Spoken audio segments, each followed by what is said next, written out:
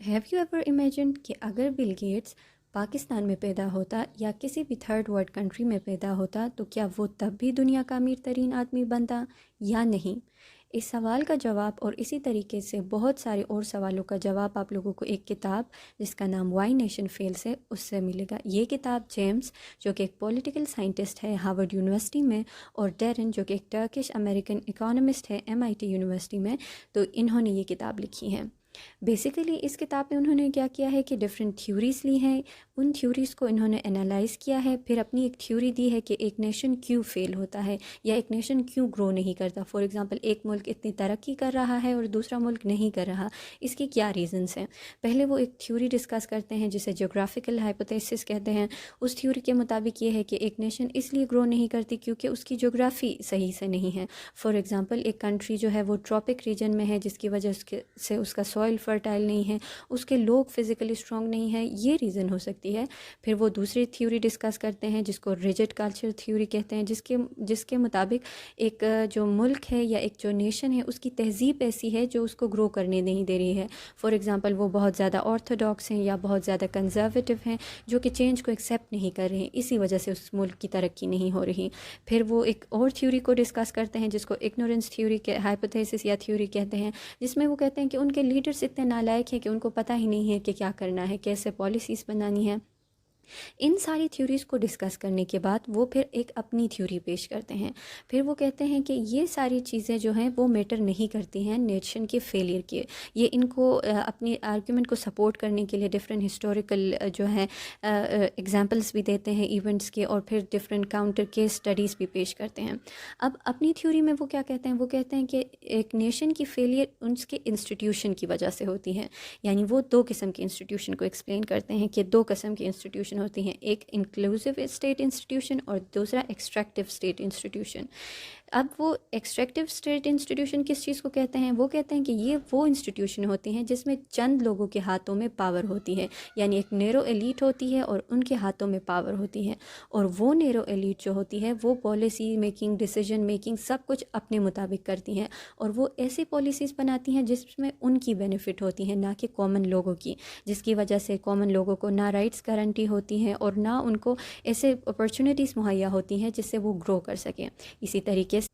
سے جو inclusive status institution ہوتی ہیں وہ انکلوڈ کرتی ہیں کامن لوگوں کو، ان کو رائٹس پرووائڈ کرتی ہے، ایکسپنسز پرووائڈ کرتی ہے، health, education, law and order کو مینٹین کرنے کے لیے کام کرتی ہیں، یعنی کہ وہ نیرو ایلیٹ کے ہاتھوں میں نہیں ہوتا بلکہ کامن پیپل میں ڈویژن ہوتی ہے، اور ان کے حساب سے ان کے فائدے کے لیے جو ہے وہ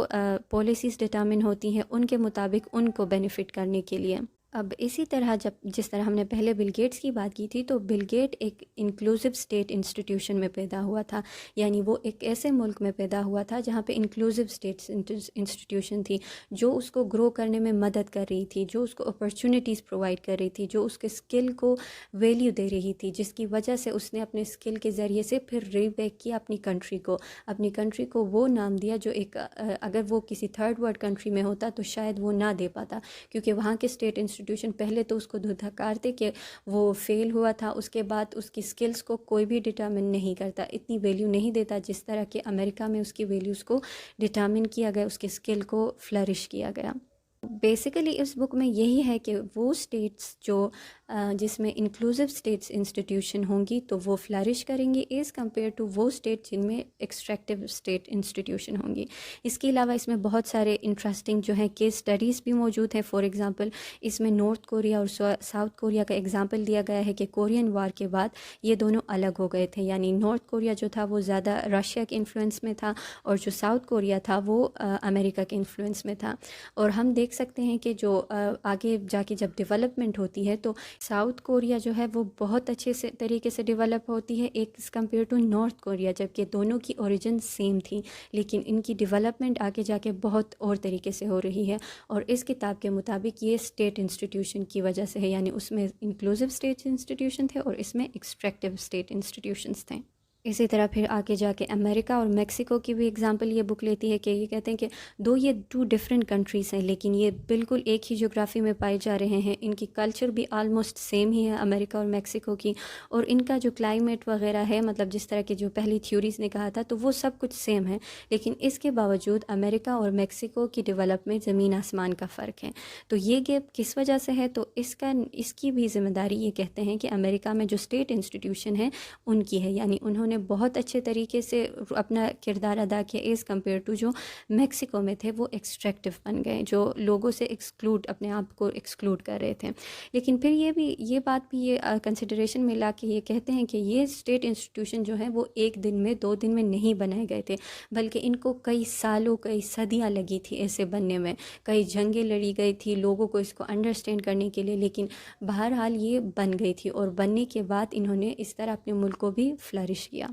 اسی طریقے سے یہ بک بہت ساری اور ایگزامپلس بھی دیتی ہیں۔ اوورآل یہ بک بہت زیادہ اچھی ہے، لیکن پھر اگین اس پہ کرٹیسزم بھی ہوئے ہیں، اور اس میں کرٹیسزم یہی ہوا ہے کہ یہ جو آئیڈیاز دے رہا ہے اسٹیٹ انسٹیٹیوشن کو بہت زیادہ ویلیو دے رہا ہے اور باقی چیزوں کو اگنور کر رہا ہے، جبکہ حقیقت میں بہت ساری ایسی چیزیں اور بھی ہیں جو وہ انفلوئنس کرتی ہیں۔ فار ایگزامپل ڈفرینٹ آتھرس نے یہ کہا ہے کہ جغرافی کو اس نے بہت زیادہ لائٹلی لیا ہے، جو کہ کریکٹ نہیں ہے۔ جغرافی کافی انفلوئنس کرتا ہے، کلچرل بھی انفلوئنس کرتا ہے۔ یہ صرف اسٹیٹ انسٹیٹیوشن کی وجہ سے ہی نہیں ہوتا کہ ایک نیشن کی فیلئر ہوتی ہے۔